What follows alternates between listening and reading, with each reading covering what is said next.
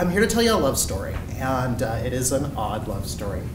But before I do this, this may be the first story that we've heard tonight that needs a trigger warning. So it's a very focused trigger warning. Korvin is a little uncomfortable hearing really nice things about himself all the time. And there's going to be a lot of that to come, so I just want to make sure that he is comfortable with the story as we go on. He's sitting back there. That's not how trigger warnings work. Carry on. So in order to tell this story, I need to tell you a little bit about what I do for a living, and that is a joy for me because I have the best job in the world. What I do in the state of Indiana is advocate for equality for transgender people. And it brings me into contact with some of the greatest people, including the person that I love most in the world. And this is the story of how that happened. So you have to go back to 2015. And in 2015, things were not really going so well in Kitland. I had just started a really painful transition, as they often are. And I had to leave behind a career. 20 years in classroom experience just evaporated, and had trouble getting a job because people don't like to hire trans people in this state. And found myself just really floating. I remember, I think the lowest point was when I got turned down for the job at Rallies. That was the moment when I said, there's something going on here. This means something. And of course, as you do when you're really mad about the fact that you're unemployed and need something to do with your time, you start getting involved in activism. So I started getting involved in the activist scene around here in Indianapolis. And that led me to like, what's going on? I need to do something. And I saw that someone was hosting a Transgender Day of Remembrance. This was in November. If you're not familiar with the Transgender Day of Remembrance, it's sort of our most solemn day. It's a day every year that we mourn the people who've been killed by violence in the past year. And primarily women of color. And it's serious, and I don't want to bring this story down at all, but it's a solemn day. So I'm about to tell you some very non-solemn things about it. I get dressed up, I go, and the first thing I notice is that there's about 100 or 150 people, mostly trans people there. And you have to understand how impressive that was. I had probably never seen more than 10 of us in a room together. And to be on the circle with 100 or 150 people just like me, even for a very somber, solemn day, it was kind of amazing. It was kind of magical, especially when you don't get many opportunities to have community with people, to suddenly have that. So I was already, feeling pretty high on that. And of course, at that moment, I noticed who was hosting this thing. He stepped up to a podium, and he has this like spiky, scruffy hair, and like sort of a rugged, beardy scrubble, and is just fine. He's just fine. He's got the suit on, and of course he's holding, my favorite part of this is he's holding a megaphone. I love a man with a megaphone. And he's speaking, and he's saying the kinds of things that I haven't heard many people say. He's talking about liberation, which is not something I had made space for myself to think at that point in my life. And he looks out at the crowd, and we get to the point where we're supposed to read the names. And the reading of the names, again, the most solemn of the solemns. It's the names of the people who have died, and every one of these ceremonies has this moment. And Korvin made a misjudgment at this moment. He called for volunteers.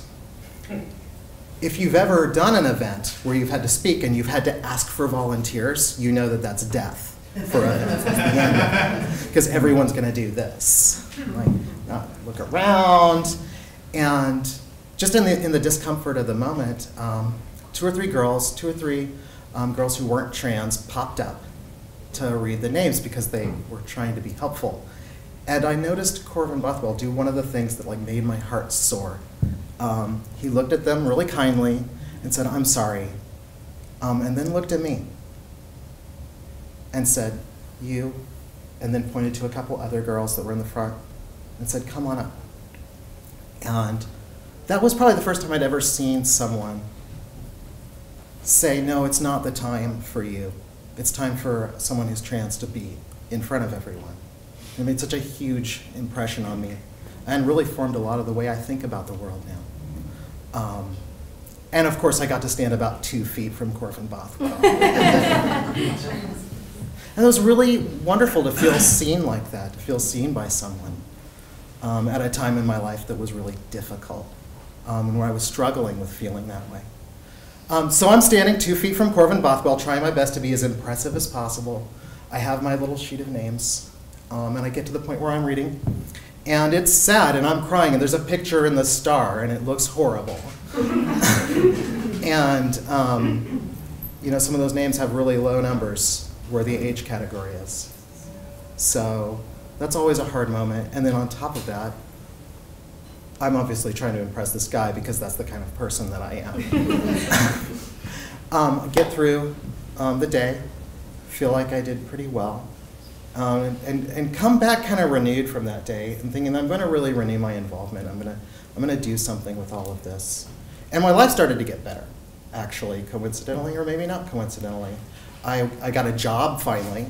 I made just enough money to afford a sad little room in a sad house in a sad neighborhood, but it was my room. Yeah.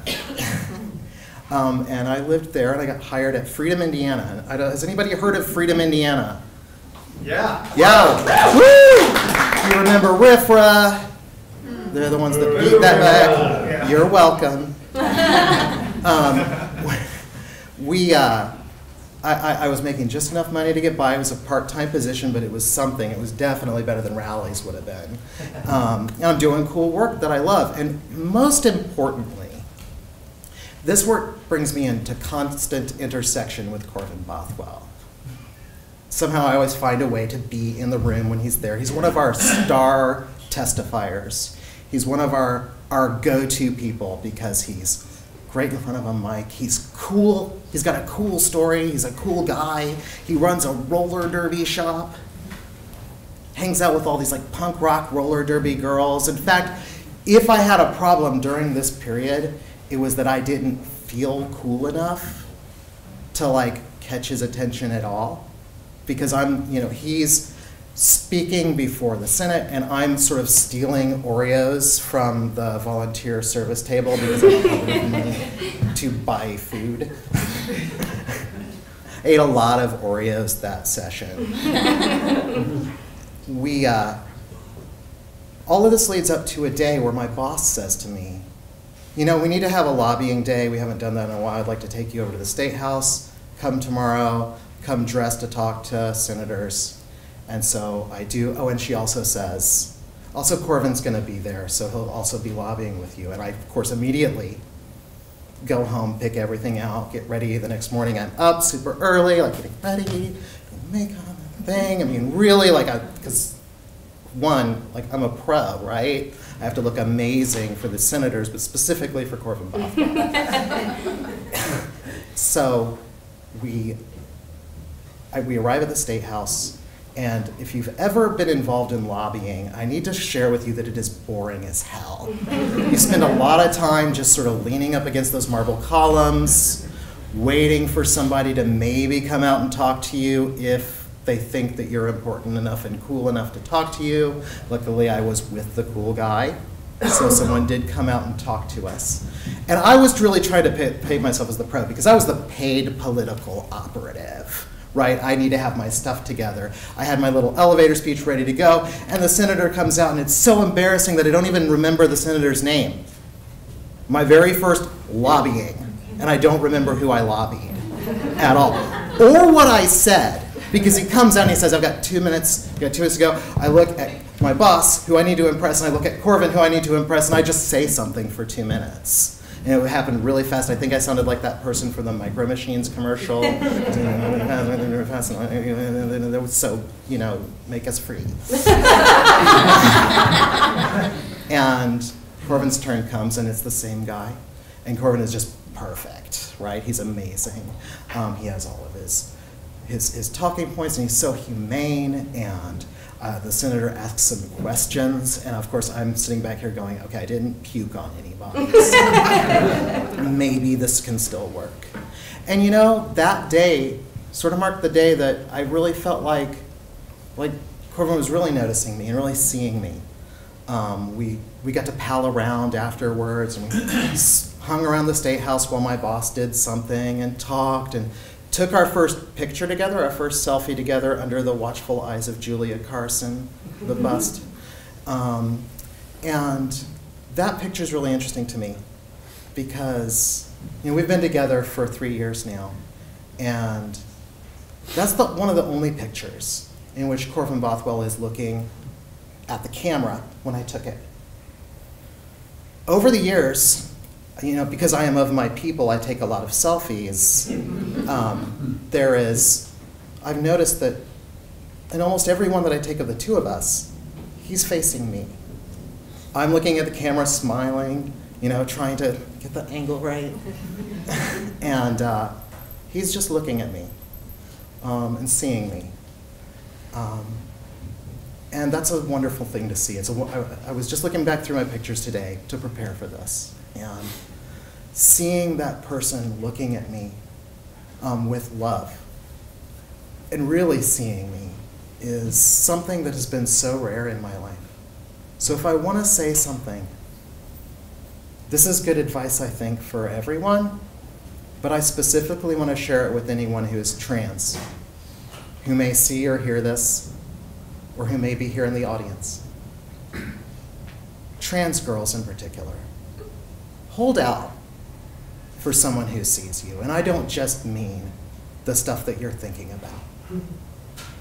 I mean, sees what's weird about you, what's bruised about you, what's funny about you, and is happy to be there in the photo with you, even though photos aren't their thing, to come to the Storyteller show, even though maybe it's not their thing, but who supports you and sees you and is right there behind you. Thank you.